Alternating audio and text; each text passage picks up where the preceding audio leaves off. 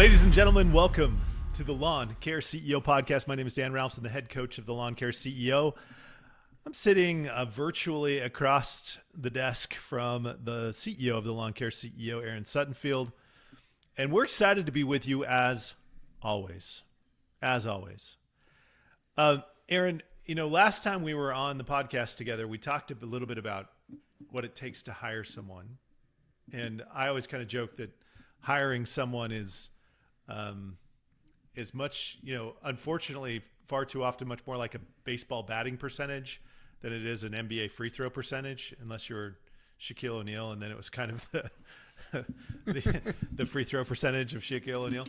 But at the end of the day, right, like the bigger question sometimes happens, and that is, all right, I get that we got to hire people. I may even have some sense of how to do that. I can post an Indeed ad. I can do the things. But the challenge is, when should I hire someone? Who should I hire? How do I get them to be productive and make sure that they know what they're doing? And so I think that sometimes the moment of really committing to a business is the moment you hire your first employee. Do you remember that day when you hired your first employee? Yeah, for sure. I mean, was that a scary moment for you? Yeah. I was 18. So it's really scary. I mean, there's sort of levels, right? Like I remember the first helper I hired, right? Which was a really good friend, a couple good friends of mine actually kind of rotated in. They were kind of part-time and they were helping us as we were, gearing up and, were too busy for two people because my brother and I started our company together. So, at the beginning it was two guys going out there trying to take care of some lawns, do some landscaping, that type of thing.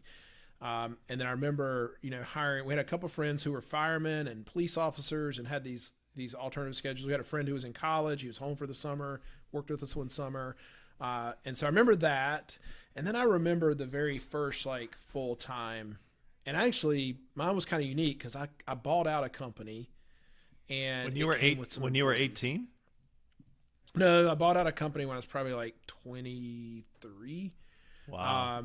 And so that it came with some employees. And to that point, I kind of had these seasonal employees a little bit, but these were the people that stayed with me. And so I kind of went from just rotating people, helpers, to some legit staff, field staff. They weren't in the company, in the office at that point.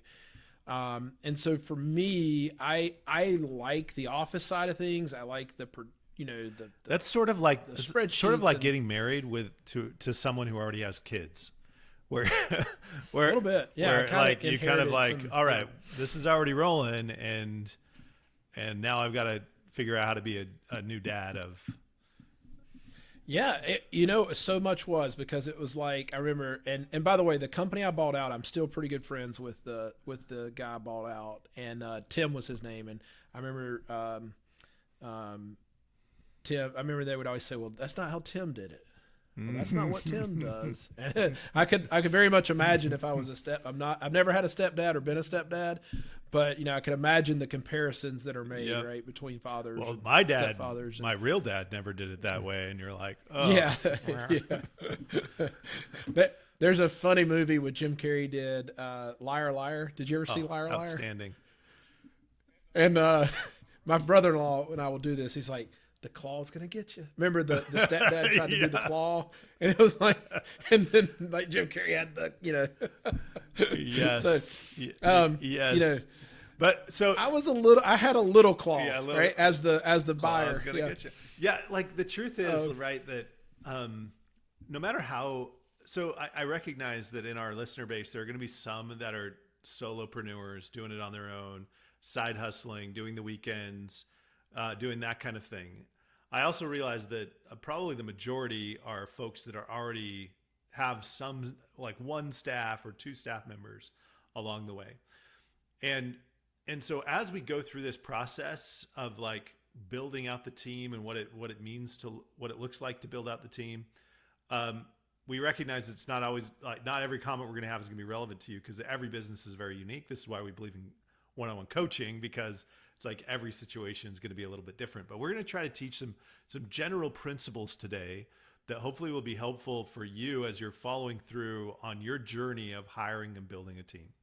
One of the things we've mentioned before on the podcast is that had a CEO who I've admired, been a great mentor, and kind of I've been an admirer of his, by the name of Clayton Mask, who taught me the principle that said, as a CEO, you really have three things that you're responsible for. The first one is to set the vision. We've talked about that. Hopefully you've heard our podcast about setting the vision for your company. The second one is to build the team. And that's really what we're talking about today, that it's how do we get and organize and build a team that will be powerful and productive, that will be profitable.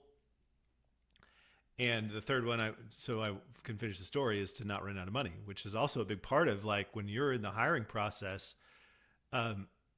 hiring at the right moment in time is a little bit, I often like think about it, Aaron, I don't know if this analogy makes sense, but it always in my head, whenever I think about hiring, it's a little bit like the gears in a car. So some of you are old enough to have driven a stick shift. Hopefully all of you have had the chance. It's actually really fun to drive a stick shift. Do you like driving a stick shift, Aaron? I was like, I find it enjoyable. I do. Right? Yeah. It just kind of, I don't know. Not when I'm trying to eat food, but I actually could knee drive and eat food and change gears. I was actually pretty good at it, but yeah. Yeah, but I realize there's an audience that's listening that has never tried that before. But when you're shifting gears, there's this the RPMs are going to go up and up and up and up, and then the car is going to start to struggle. It's going to be being pushed a little bit more further than it's really comfortable. And then we shift gears, and in that gear shift, there's a little lag, and then we get back to this point where it's comfortable again. In fact, at the very beginning of that transition, that shift, it's even almost below where it's comfortable. That sometimes the car is like has to like get a little bit more speed before it's comfortable again. And so to me, that's always been this relationship when it comes to hiring, that as we hire, and this might be principle number one, we'll call it the gear shift principle. Ooh, we just named a principle. That's fun. So the gear shift principle is that when the first principle of when do we hire is there's going to come a moment where we need to stretch and push ourselves to generate revenue, to create space in our budget to hire the next person that's going to improve production.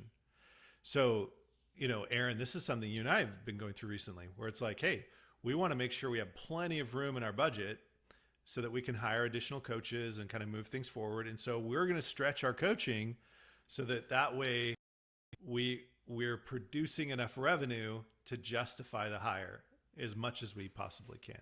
Is that kind of how you think about it? Is like, all right, we're going to push, and then we're going to hire that next person, and we're going to shift down and be a little bit more comfortable. Yeah, and Dan, I think yes, 100%. You also mentioned something to me a couple weeks ago. Dan and I have been watching a lot of Warren Buffett and Charlie Munger. If you're not, go check those guys out. They've been so generous with their time over the years. And by the way, they lost Charlie Munger this year. He was 99. He passed away in, I think it was November or December. Just 1 month shy of his 100th birthday. Warren Buffett's not a spring chicken. I mean, he's in his 90s, I think, late 80s, early 90s. And so, but they've been very generous with their time. And I was telling Dan, and I won't get too far off on this, but I'm going to get back to my point here in a second. And I might need to be reminded what it is. But the point is that they look at the way they look at buying either stocks in businesses, or they buy whole businesses sometimes. Like they own all of Geico and Dairy Queen, and they're one of the largest shareholders in Coke. But they value and they look at these businesses very much like we look at our small business. Like, it's the team, it's the process, it's the how they hire. Now, they're very much like what we talk about, Dan. And so love talking about them. We were talking about this gear shift principle. We were talking about when to hire. And this is why I brought this up. You said to me, we've been really struggling. Like, when do we hire our next coach? Replace coach with lawn care technician or office administrator, whatever it is. The reality is, you're going to invest in that person at some point. So do you have enough cash to invest in that person? And you made a point that when you were listening to Warren Buffett, he said, my regrets in business were that I didn't do something sooner. Yeah. Like I missed an opportunity because I didn't take action. I think specifically, and this kind of reminds me of that. Specifically, he said, it's been my sins of omission, not my sins of commission, that I've been most frustrated by. It's the times where I didn't act, not the times where I acted and made a mistake. Yeah. And so I think as we're thinking about hiring, the reality is this. Number one, as the owner of a small company, right, you are not great at everything. Actually, you're probably really bad at some very important things you need to do. And so I think you need to be very honest with yourself and say, what am I good at? What do I like doing? Hopefully those two things align. So the things you're good at, you enjoy doing. Sometimes they are. There's some things where I'm pretty decent at things like accounting and things like that, but I don't really like the activity of doing it. I like accounting, but I don't like doing it. Does that make sense? And so you may check both boxes. You may not. You need to be honest as an owner. For example, if you don't like responding to email and you don't like returning phone calls at 7:30 at night, and you routinely call people back 3 days later, you respond to email, horribly, you probably need to hire someone on that side of your business quickly, because you're going to stall really fast. And that's our challenge right now, Dan, is like, things are going really well for the Lawn Care CEO. We've got some great clients and we're pretty booked, right? And so when do we invest? And it's scary, right? Because, we don't want to spend money on something that doesn't work. And so when we make this jump, if you're out there and you've got, 300 fertilization clients, you're like, dude, when do I hire a technician? When do I hire an office person? And so that's what we want to talk about today. It's like, so in that mindset, as the owner, you first need to ask yourself and be honest with yourself. What do I enjoy doing? What am I good at? And be honest that you're not going to be good at like probably 50% of the things your business needs done well to succeed. And then start thinking about what seats those people sit in. And then start thinking about, that would be kind of where I would start thinking about the first hire. Yeah. That makes sense? Yeah, I really like that. And let me give another very practical thing that we are practicing that I think is, I guess we're doing it, so we think it's wise. And that is this, like, I'll name another principle here. This is a principle I've taught before. I call it the ripcord protocol. Ripcord protocol is oftentimes when there's a decision that's risky or scary that has consequence. So hiring someone full-time to be a new technician, hiring a full-time office administrator, those are scary moments and have consequences if we get them wrong. What I'll invite people to do is I will say, what criteria need to be true that when all of the criteria are met, we will move forward. We will rip the cord. We'll pull the chute. So at what stage, and Aaron, you and I did this, we said, hey, when we're making this much in revenue, when we have this much coaching revenue, when we have this much remainder in the budget, at that point, we're going to pull the cord. And we're not going to be scared. We're going to say, if all of these criteria are met, we have this much in the bank, we have this much in our war chest, we have these criteria are met, we have this amount of lead flow, like whatever it is that needs to be the criteria for you, I'd feel confident making that decision. The reason Ripcord Protocol is so valuable is that too often, there's an old saying that says, don't take counsel from your fear. And too often in hiring, we make fear-based decisions both in hiring fast and in hiring slow. We make fear-based decisions. And to me, like, any fear-based decision is likely a poor one because it's not rational. Fear is irrational. And so when we have a moment where you say, all right, I'm going to rationally sit down and I'm going to make a list of things that need to be true for me to hire. The first thing that does is it allows us not to make a fear-based decision, but to make a rational decision. The second thing it does is that when we have that list of things, I call it my ripcord protocol. I'm write down my ripcord protocol. And by the way, it's best if it's written down. The second thing it does is it allows me to understand some very specific things that I need to work on in order to grow my business. So if one of the things is I need this number of lead volume in order for me to feel good about hiring a new technician, I don't have that lead volume. All right, task 1, I'm going to work on increasing my lead volume. Task 2, I'm going to need to build up my war chest, build up my cash on hand.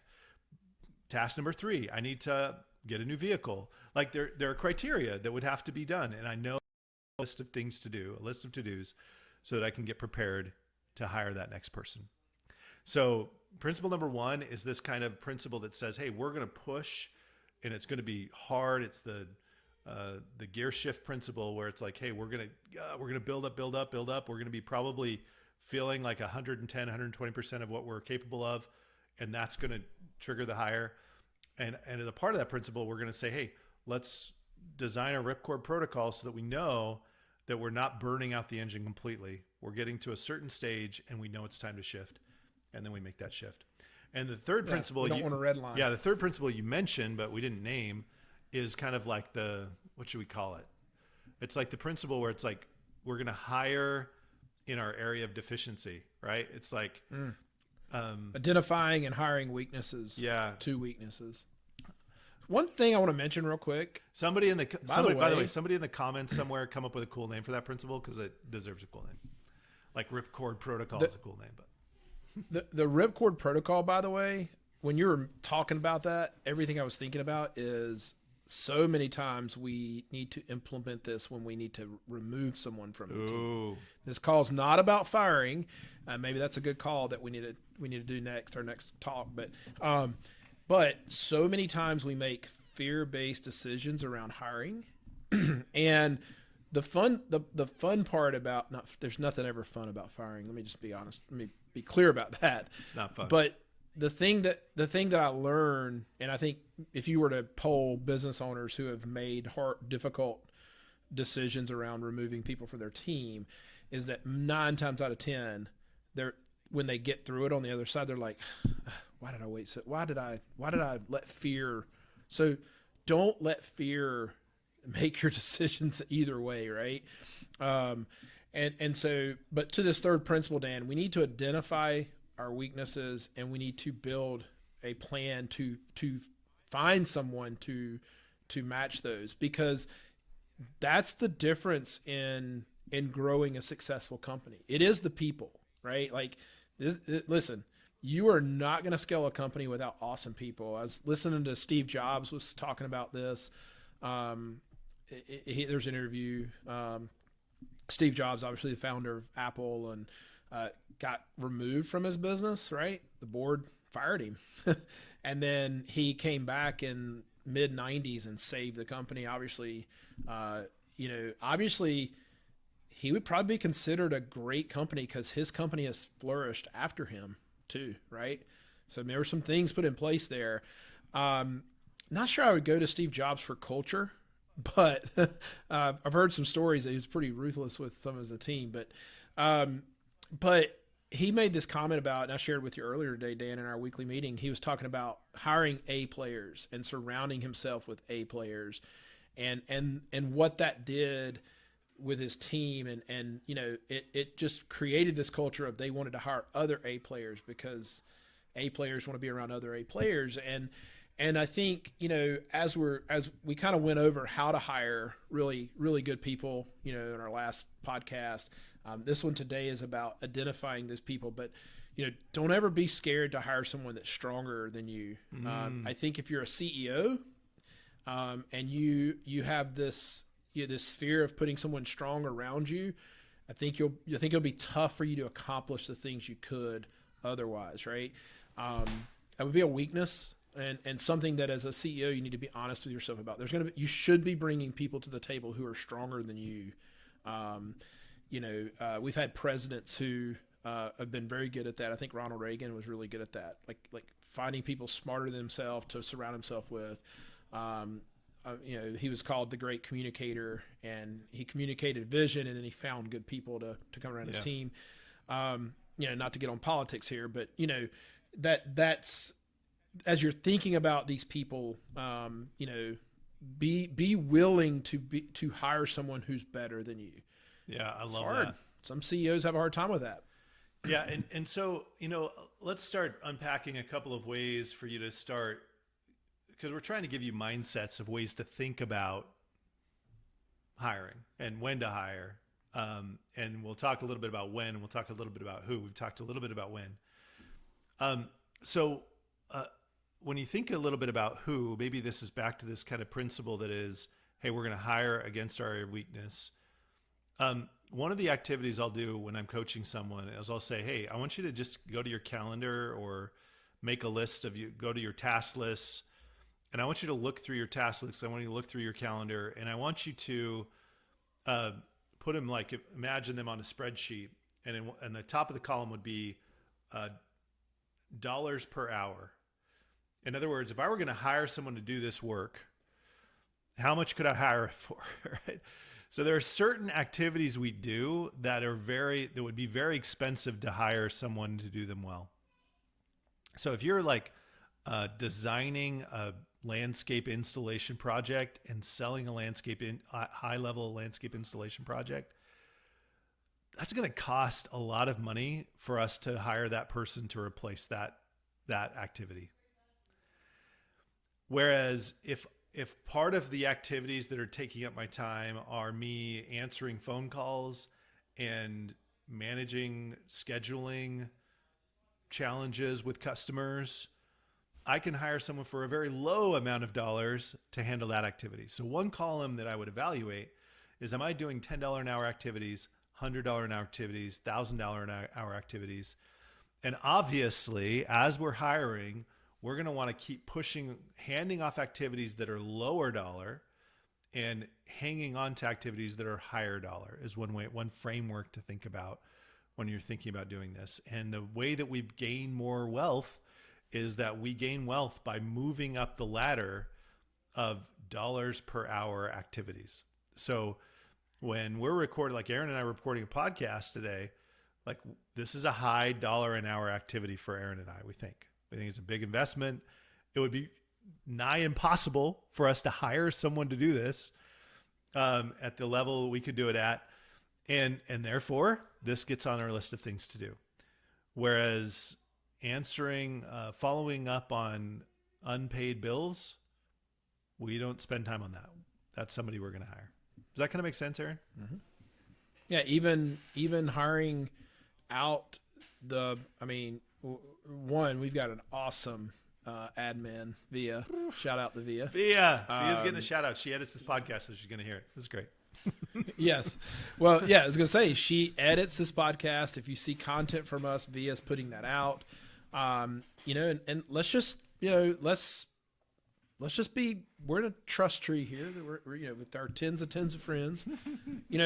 Guys, if you've been following us at all, go back like 4 weeks ago and see when our post on Facebook and social media like drastically went up. It's not because Dan and I decided to start making posts. We hired someone to make posts, right? And so until that point, Dan and I weren't making a ton of posts. For the record, we write the content. She just produces it. But yeah. But I mean, and I predict, Dan, that after 6 months, she'll probably be able to write our content because she'll have seen it enough. And again, very much like you guys, what are the things, like, we value what she's doing. Like, it's very valuable work. It's not stuff we were great at. It's not stuff, it's stuff that would have taken us hours and hours to learn and to become comfortable, and we want to be focused on teaching and coaching.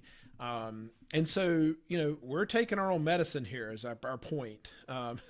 And in my lawn care company, the same thing is true, Dan. It's like, honestly, there's a great book, Who Not What, right? When you're thinking about hiring, and by the way, the book is the ultimate who not what.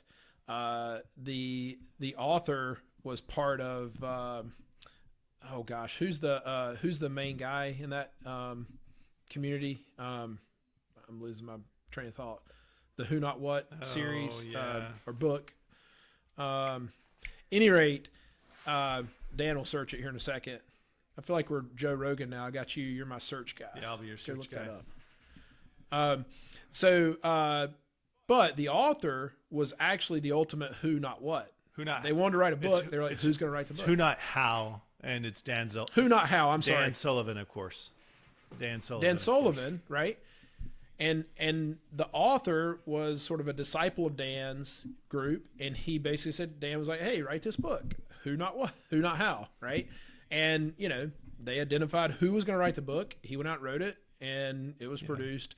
And Dan, came in and talked and stuff. But any rate, who, not how, right? Who are we going to get to do these things?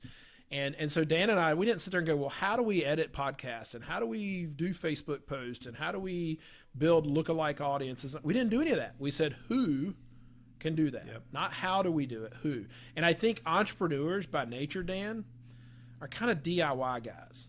Yep. Right? Yep. Or girls, right? We're all like, I'm not going to pay somebody to do that. I'll do it myself. And before you know it, if you're like me, it's like you've booked yourself for 80 hours and you have 50 a week or whatever, right?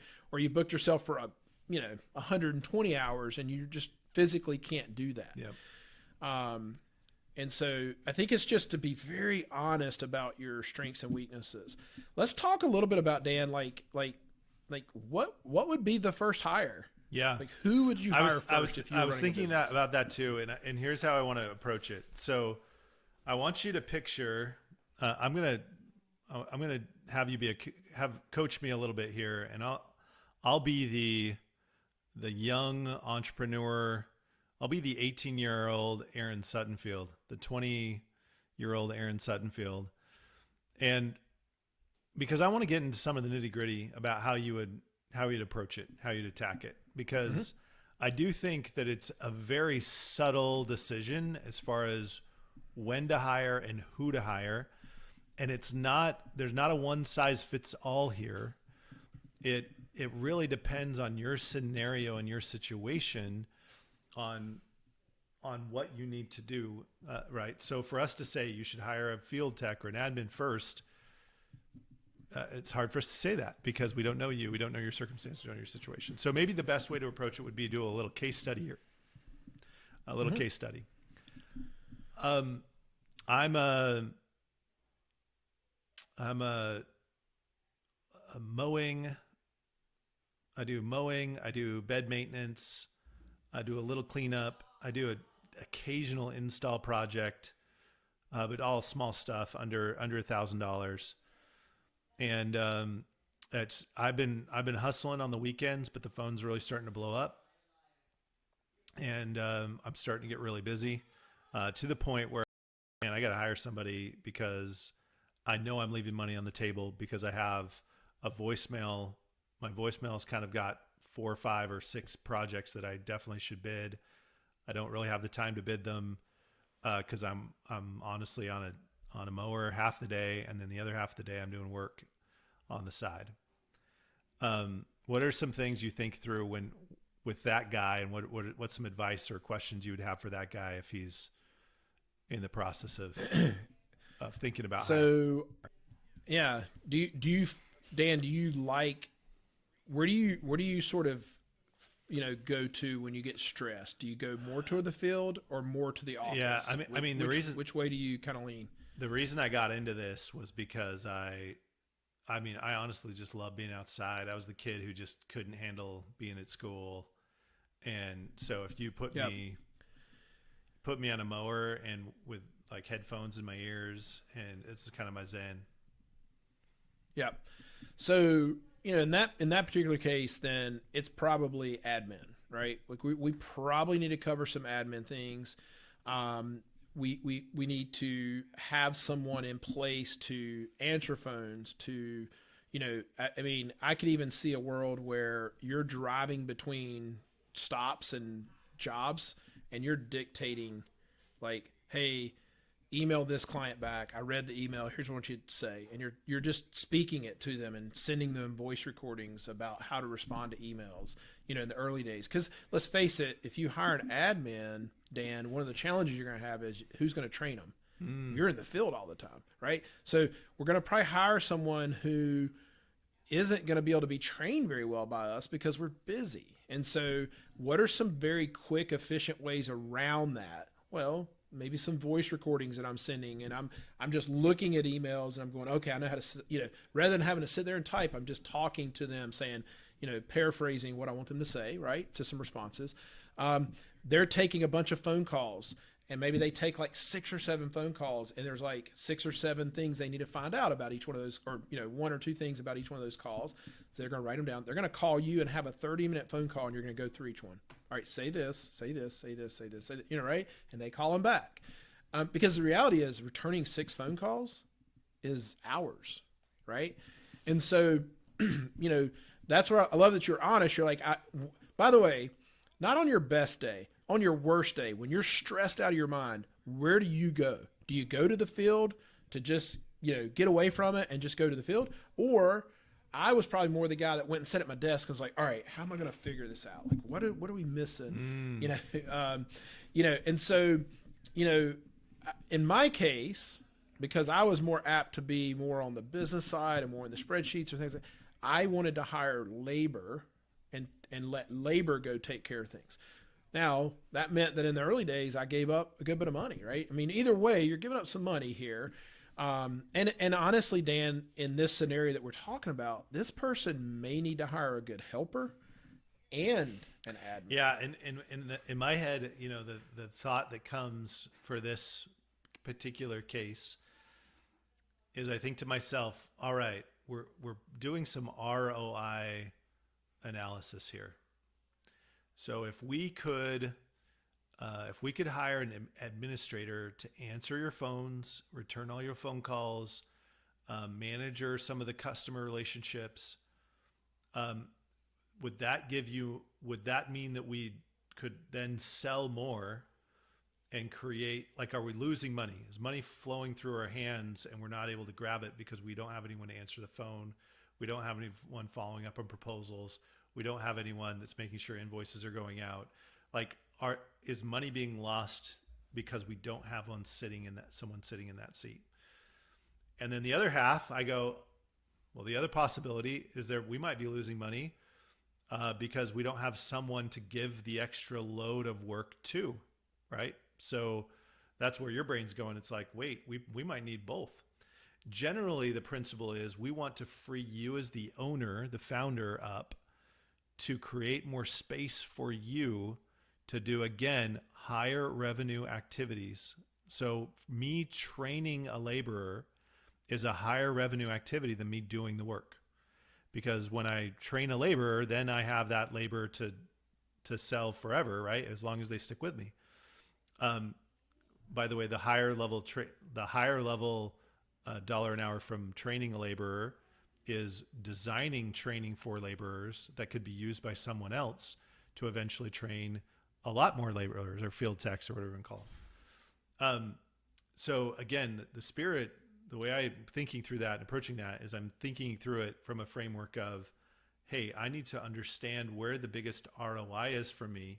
And if I hire someone to take on the administration, at what point do I get my return on investment? And am I breaking even on that hire? And the same thing with a field staff member.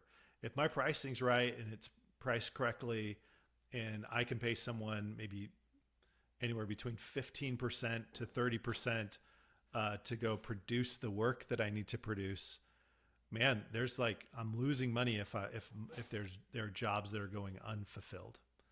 I'm losing money if there's phone calls that aren't being answered. And so the ROI game is something that my brain goes to right away when I'm assessing whether or not it's time to hire. And if the answer is, oh man, I have more work than I know what to do, it's like, okay, we might need to be looking at hiring both somebody to help fulfill the work and someone to help manage the customers.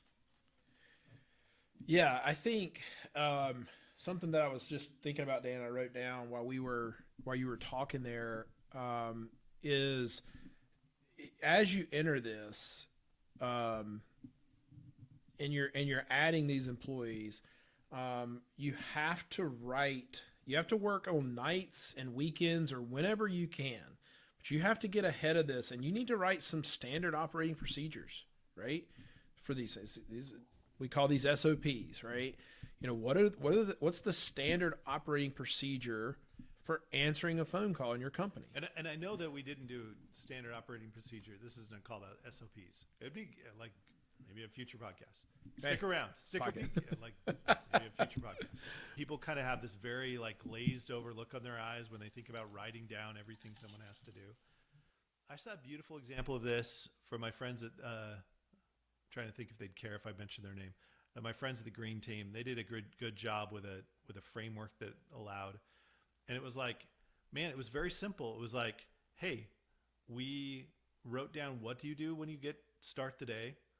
It was like a little day in the life. Here's what you do at the beginning. Here's what you do to round out the day, and here's kind of where you spend your time in the middle.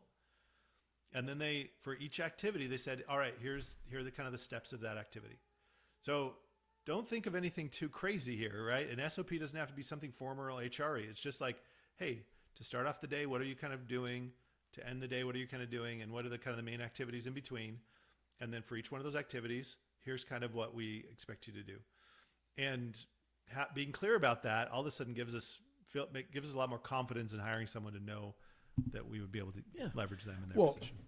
By the way, back to when we hire people, Dan, we were talking to someone a few days ago. We asked them, like, does your team know when they win or lose? How do they know? And the owner was very honest. Is like, they don't. And it's like, so SOPs, KPIs, right? Key performance indicators. What are the measurables where I can say, my general manager at RDS, Chris, I can sit down with Chris and we can say, well, Chris, here's what we were supposed to do, right? Here was the goal. Here's the KPIs that tell us if we did this or not, right? What are those measurables? But the reality is this: if you've never hired anyone, or you've hired poorly, okay? Because I think there's a lot of people listening to this are like, I've been hiring the wrong people. I've been hiring. You probably are just you need help, but you're not articulating really well what you need them to do and how they can help you. And if they do that well, did they win or lose, right? Like, and so you're going to have to work extra. You're going to have to work outside. If you're out in the field right now, you're going to have to block some time in the evenings or on the weekends. By the way, newsflash, this ain't easy. Being an entrepreneur and starting a business from scratch, in the first 5 years of that business, if you thought this was going to be easy, wait, stop listening to this podcast. Wait, what? Wait. Sell your business. What? Yeah. What? Sell your business, sell the assets, and go get a job. Yeah. Okay? Because we're not gonna sugarcoat this for you. This is hard. And if it were easy, we wouldn't have the opportunity to build this awesome company that's profitable and pays us one day, and then somebody later wants to write a check for. Okay? Go get a W-2 job, man. Yeah. And go home at 5:00 and do what you want to do. And we're being a little tongue in cheeky about it, but that's a real thing. Like, there are plenty of lawn care companies out there searching for great, talented people who want to come in and work 50 hours a week. And you can get a good gig. You can be an operations manager, production manager, where you just get to do the thing you enjoy and not the things you don't enjoy. But we know that's not you. If you're listening to this podcast, that's not you. You get that This is hard. But you're going to, so many times, Dan, the reason I bring this up is, through coaching and talking to guys about their companies, the reality is you have to do these things outside of the daily operation. So if you're hiring, just understand you're committing to working extra time more than you are now. And so simplify it. The other thing I'm going to tell you real quick is ChatGPT, man. Go tell ChatGPT, I need a process. Be very specific. I need, Dan, go to ChatGPT right now. Ready. Let's just do this on the call right now. Do it live. I'm on it. We're going to do it right now. We didn't even plan this. We not even talked about this. Nothing up our sleeves. This is live television. Yep. All right, I'm ready. So let's do a quick little simple SOP for an admin. Let's write an SOP for answering customer service, answering telephones. I'm not. You don't need to write this. I'm just like the process would be: how do we take calls, record calls, and process calls for an admin in a customer service position? How would we phrase that to ChatGPT? Yeah, I wrote. I can tell you what I wrote. Standard operating procedures for customer service answering phones at a lawn care company, says ChatGPT. Purpose: to ensure consistent, professional, and efficient handling of customer inquiries and issues over the phone, thereby enhancing customer satisfaction and maintaining company's reputation. By the way, this has all been written. It's several pages here. They're still going.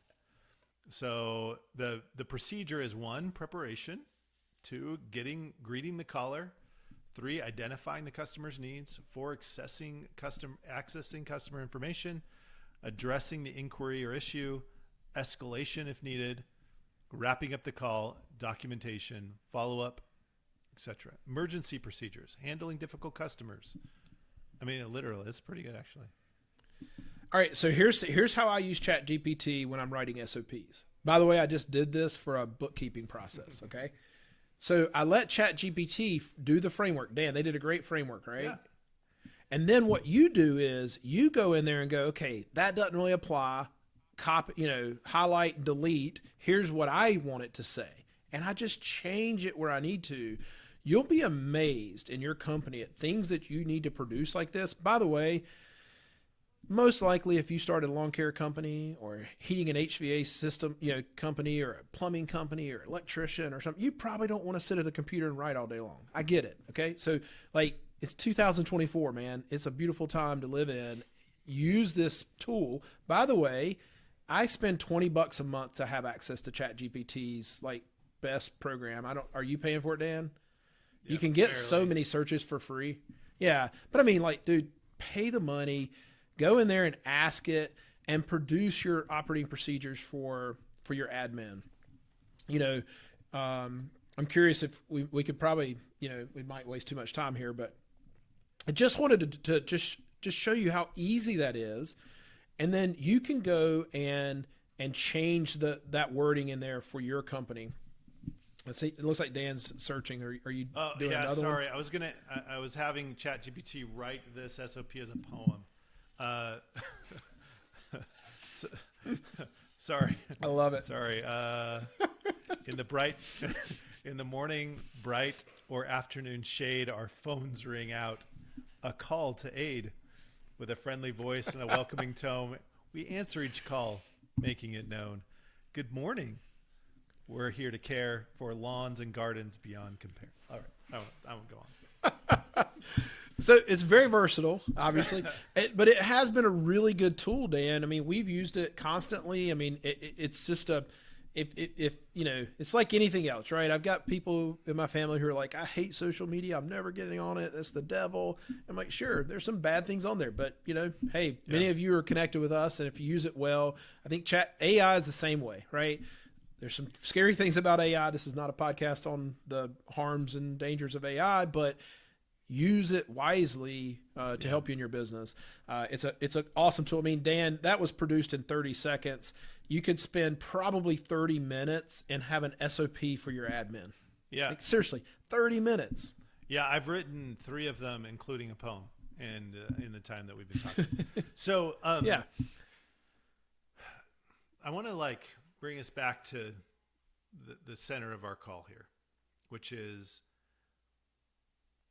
how do I hire somebody, and not how, we kind of talked about how, but is it time? Is is it time for me to hire? And if so, who do I hire? I love the fact that part of the process, part of our decision making is actually us defining what we would actually have them do. I think that process of like even writing an SOP, even if you like set it on the shelf and say, when it's time, I'm going to hire someone to do these things, I think is a valuable exercise. But at the center of it, let's kind of review these principles and see how they kind of start to apply.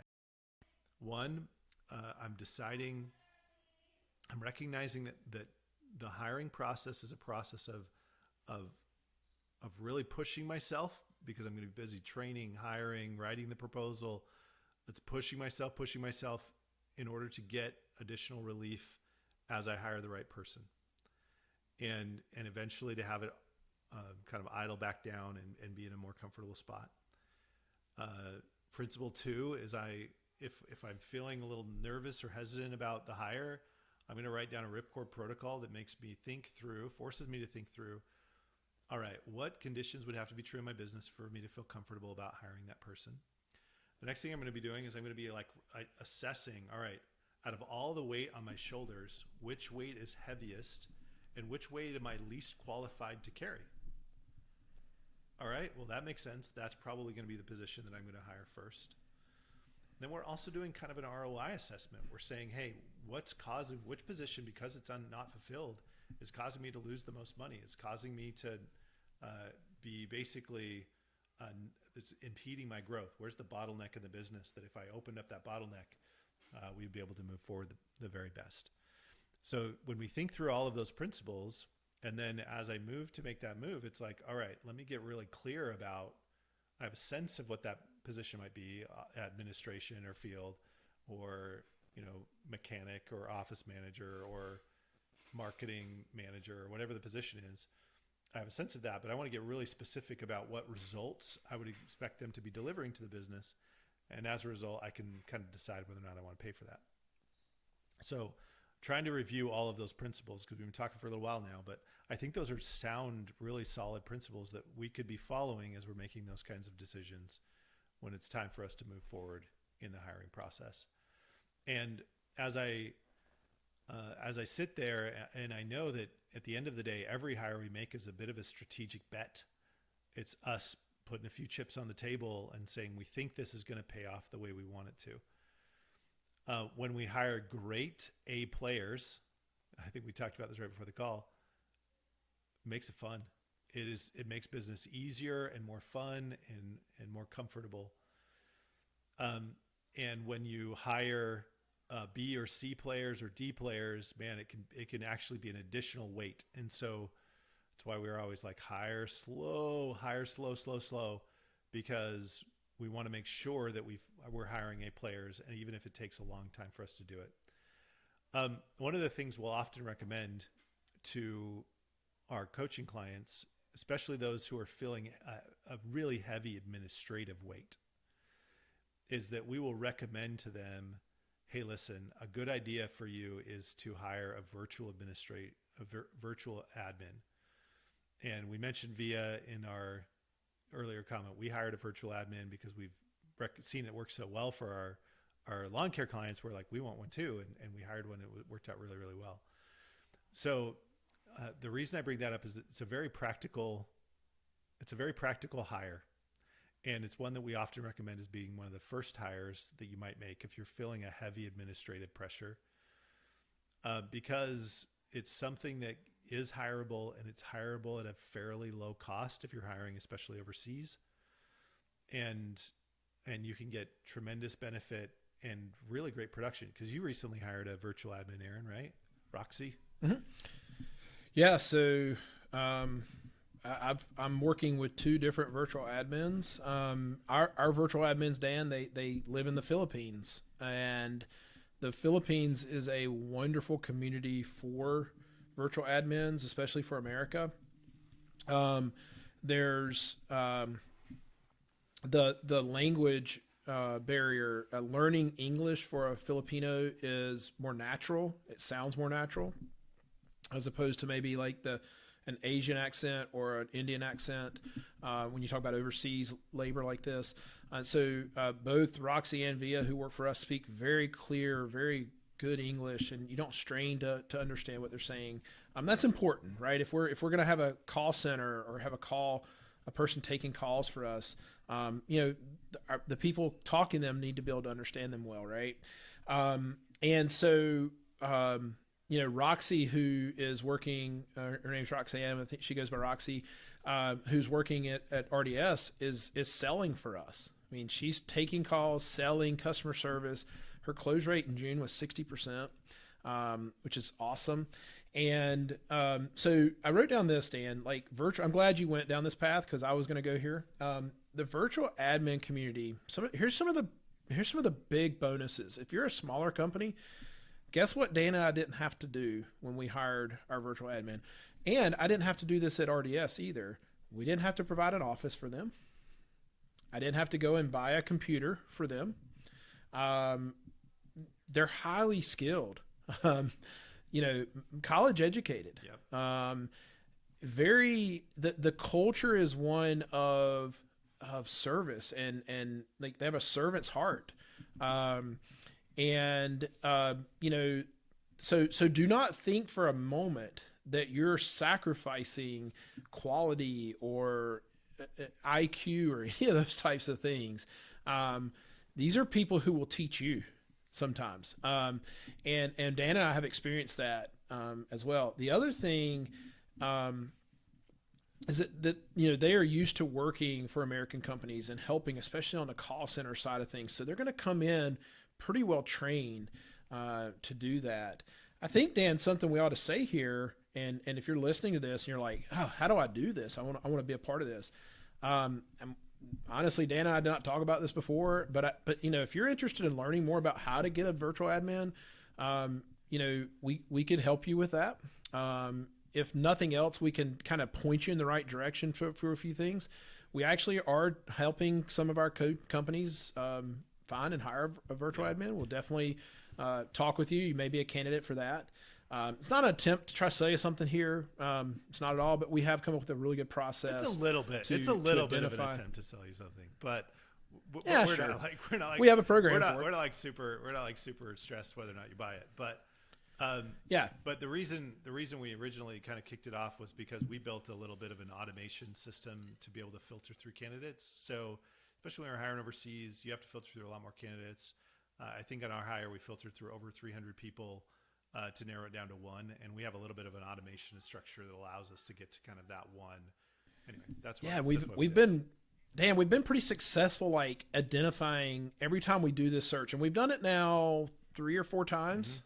So, small sample size, but we take 300 applicants and we identify like 8 just really strong candidates, right? Where we're almost like any of the 8 would probably do great. And so we actually put them through the gauntlet, right? Of what we talked about on the last call. I'll say this too. The one thing that's very interesting about, hiring overseas, and Dan and I talked a lot about this. We're like, are we, what is that? Let's just be honest here. Like, is it good? Is it bad? The reality is this: in the American dollar, the US dollar, is equal to 58 Philippine pesos.